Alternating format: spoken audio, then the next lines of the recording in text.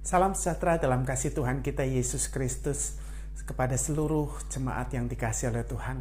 Bapak Ibu Saudara yang dikasihi oleh Tuhan, kalau kita ketemu dengan satu peristiwa yang menurut kita merupakan hal yang menyedihkan, seringkali kita bertanya-tanya apa yang salah dengan kejadian tersebut atau dengan orang yang mengalami musibah yang menimpa dalam dirinya.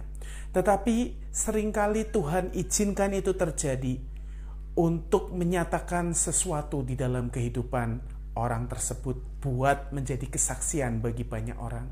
Saya teringat satu kisah yang terambil di dalam Yohanes pasal 9 ayat 1-3. Saya akan bacakan untuk Bapak Ibu Saudara.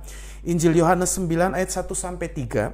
Waktu Yesus sedang lewat, ia melihat seorang yang buta sejak lahirnya. Murid-muridnya bertanya kepadanya, "Rabi, siapakah yang berbuat dosa, orang ini sendiri atau orang tuanya sehingga ia dilahirkan buta?"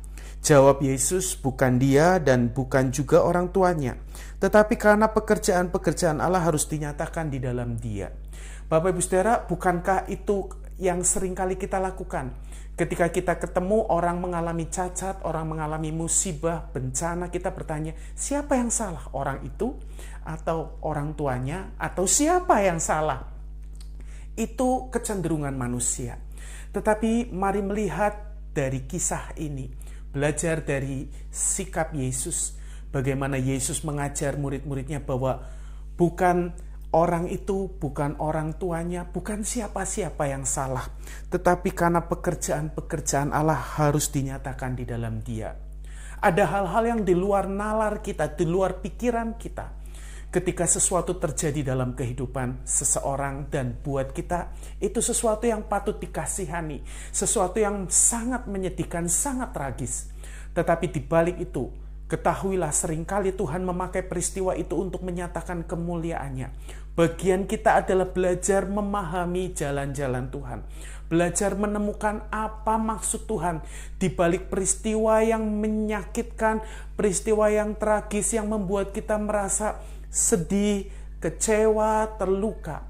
Siapa tahu di balik itu Tuhan sedang menyiapkan mujizat yang besar seperti orang buta ini.